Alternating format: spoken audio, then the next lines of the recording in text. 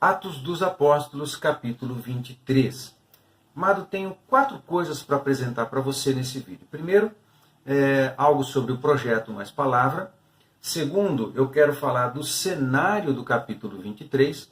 Terceiro, eu apresento para você a estrutura do capítulo 23. E em quarto lugar, eu quero apresentar um extra, algumas informações para enriquecer a tua leitura, como a gente sempre faz, e abençoar você. Muito bem, sobre o projeto Mais Palavra. Quero lembrar você do seguinte: nós começamos esse projeto lá em nossa igreja, a Igreja Nova Aliança de Cornélio Procópio, num programa de leitura da Bíblia, quando eu passei a fazer alguns vídeos apresentando capítulo por capítulo, desde Mateus capítulo 1, para os membros da nossa igreja, ajudando eles na leitura bíblica, ajudando-os a aumentar a compreensão do capítulo à medida que eles faziam as suas devocionais diárias. Então, eu me esforcei por produzir esses pequenos vídeos. Eu também fazia minha devocional em cima do capítulo e depois produzia esse vídeo compartilhando informações que enriqueceriam a leitura. Muito bem, isso foi bem gostoso, bem interessante. Aí surgiu a ideia de compartilhar com outros em nossas redes sociais, além da nossa igreja, para ajudar também todo aquele que acessasse esses vídeos, as suas leituras, as suas devocionais. Nosso propósito está num vídeo que nós fizemos dentro do nosso canal, na nossa playlist do Mais Palavra. O primeiro vídeo é um vídeo de apresentação do projeto. Eu convido você a ver esse vídeo. Tem um íconezinho aqui em cima no vídeo. Você bota o cursor ali ou clica nele se você tiver com o teu celular. Vai aparecer uma janela e você pode clicar e ir direto para o vídeo de apresentação do projeto Mais Palavra. Você vai conhecer um pouquinho melhor as motivações, o que levou a gente a iniciar esse projeto. É bem interessante, convido você a ver. Outra coisa, convido você a se inscrever no nosso canal também. Também tem nesse lugar um botãozinho para você clicar e se inscrever, ou então você clicar em cima da foto que aparece mais no final desse vídeo, a foto minha e da minha esposa. Se você clicar, vai aparecer uma pequena janela com a opção de se inscrever. E eu peço outra coisa também. Se inscreve e coloca um sininho lá, clica em cima do sininho. Quando você faz isso, você será notificado de todas as novas publicações que fizermos no nosso canal. E assim você vai ser atualizado de cada novo vídeo que a gente publicar. E você vai usando para enriquecer a tua leitura bíblica, ok? Então convido você a fazer essas coisas.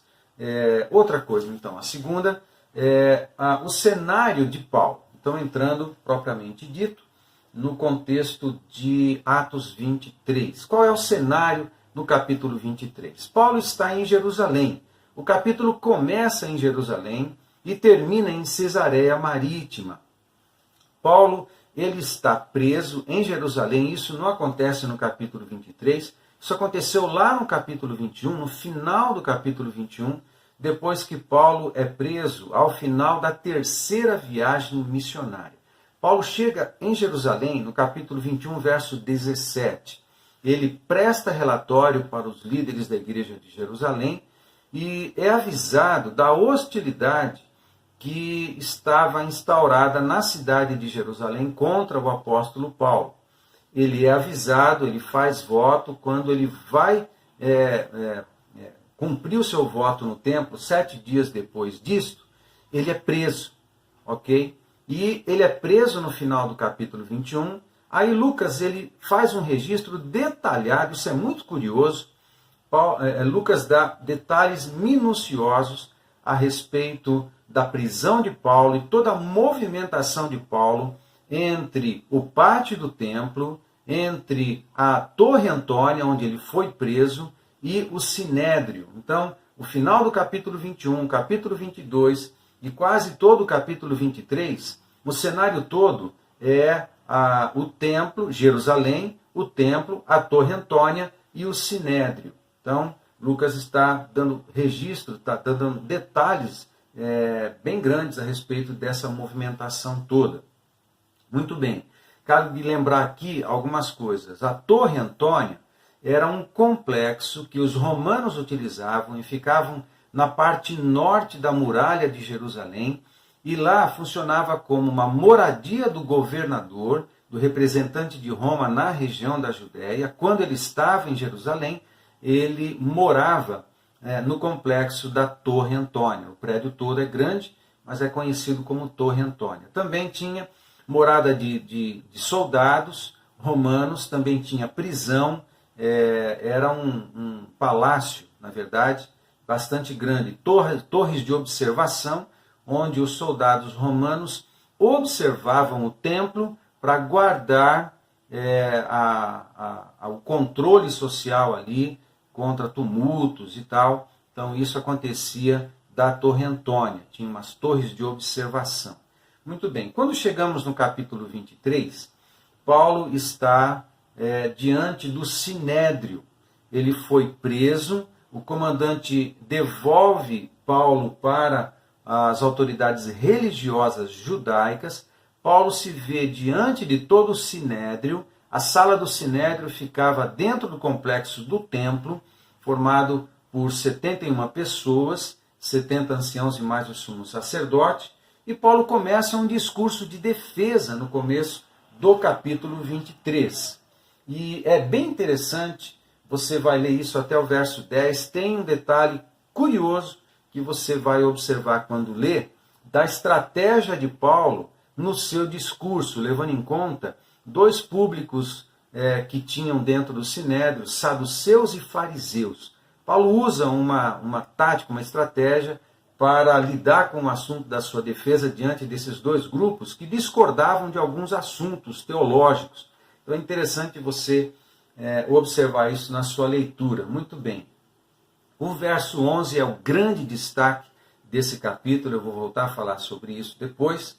E a partir do verso 12, então, tem o registro de uma cilada que estava sendo organizada pelas autoridades judaicas para matar Paulo, quando o comandante tirasse Paulo e devolvesse para as autoridades. O sobrinho do apóstolo Paulo fica sabendo dessa cilada, denuncia isso para o comandante, e o comandante prepara uma grande comitiva para levar Paulo à presença de Félix, que era o governador da Judéia no tempo do apóstolo Paulo.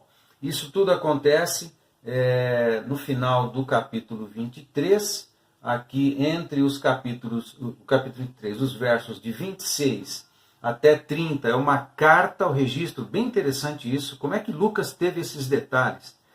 Duas possibilidades. Ou foi feita uma leitura pública da carta, ou Paulo, como cidadão romano, teve uma cópia dessa carta que o comandante Cláudio fez para o governador Félix. Marco Antônio Félix era o nome desse governador. E Cláudio Lísias era o nome do comandante na Judéia.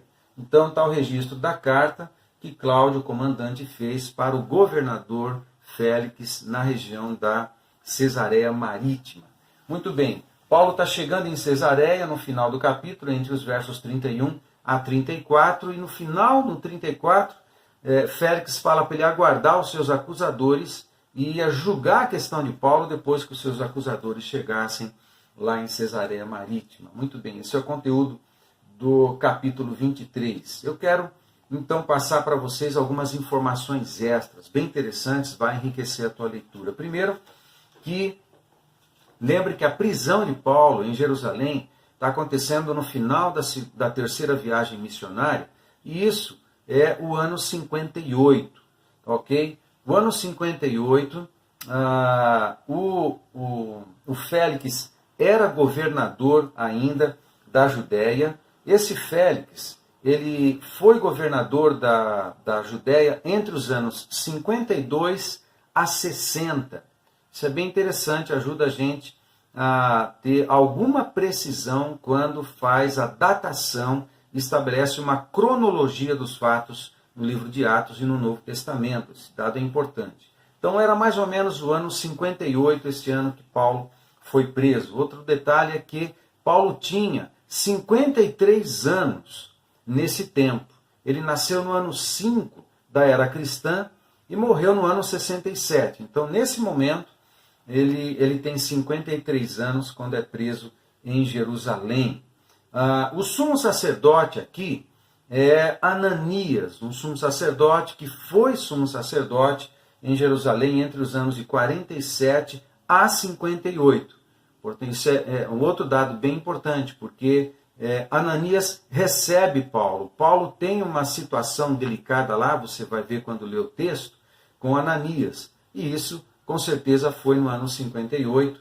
Por isso, um dado mais importante, um dado bem importante que ajuda a gente a precisar o ano da prisão de Paulo e o ano que ele foi para Cesareia Marítima. Ok? Muito bem. O governador da Judéia, como eu disse, é Marco Antônio Félix. Antes dele, o governador foi... Antes dele, não. 7 governadores antes de Félix foi o Pôncio Pilatos. Pôncio Pilatos foi governador entre os anos de 26 a 36, foi o tempo de Jesus. E agora é o Félix. Muito bem. Eu volto com você no verso 11, e eu preciso ler esse verso, que é o grande destaque do capítulo 23, que é o momento em que Jesus aparece para Paulo, quando ele está preso na Torre Antônia, e fortalece Paulo e dá indicações do ministério que ele realizaria em Roma.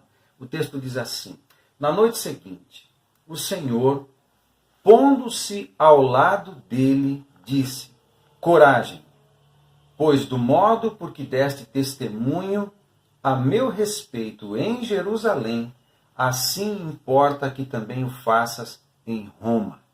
Tremendo. Pondo-se ao lado dele. Às vezes, amados, nas nossas lutas, nós precisamos vencer, às vezes não precisamos sair das lutas, não precisamos sair dos vales, mas nós precisamos vencer. Vencer as lutas, vencer as dificuldades, superar os empecilhos, os obstáculos que temos, crescer e amadurecer. Muitas vezes Deus não nos tira da luta ou do vale, mas Ele vem ao nosso lado para nos fortalecer e para nos dar, com a sua presença, fé, coragem.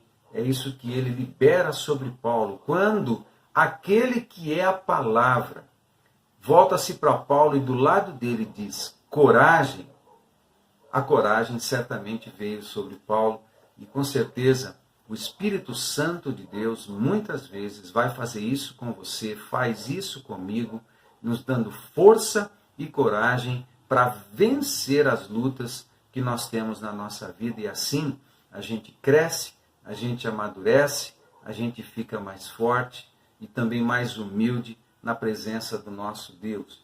O testemunho aqui era o testemunho de Jesus. Paulo tinha dado testemunho de Jesus em Jerusalém e em todas as outras cidades que ele passou nas diversas viagens missionárias, nas 3, mas também agora Deus o levaria para Roma, e ali ele também testemunharia de Jesus Cristo na capital do Império Mundial, que era Roma. Deus estava nisso, e ele precisava ser forte para suportar tudo que era preciso passar nesse processo todo de ser uma testemunha viva de Jesus e entender e experimentar o sofrimento que Jesus disse que ele passaria no começo do seu chamado. Amado, nós temos às vezes lutas, mas certamente temos Jesus do nosso lado, e toda a força necessária para vencermos as nossas lutas vem dele. Creia nisso, confie nisso, descanse nisso. Deus te abençoe. Muito mais palavra, muito mais fé e ação, muito mais atos de amor. Deus te abençoe.